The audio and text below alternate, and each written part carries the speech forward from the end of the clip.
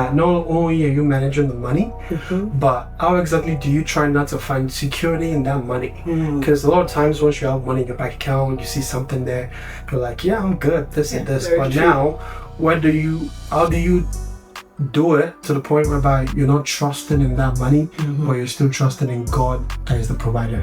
Now that's actually a good one. I think for me, this is a very common scripture we all know, and is the Lord is my shepherd.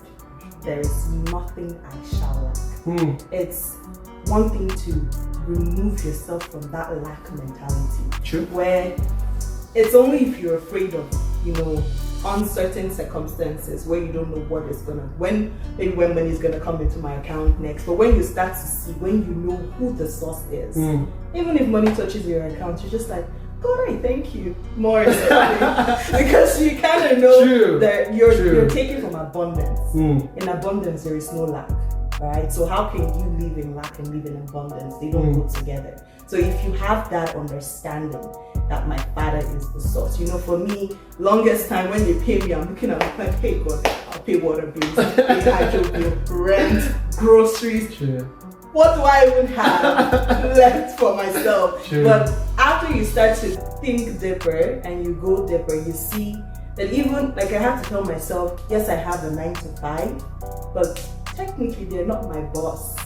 Because it's God who, like I said, everything in the world belongs to Him. Even the job that brings the resources belong to Him. We don't see it, we see physically the people He has put in those spots, but He still governs the affairs of men.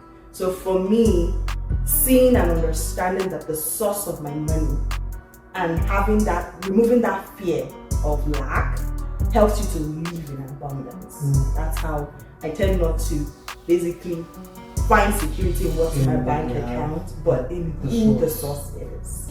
Yeah.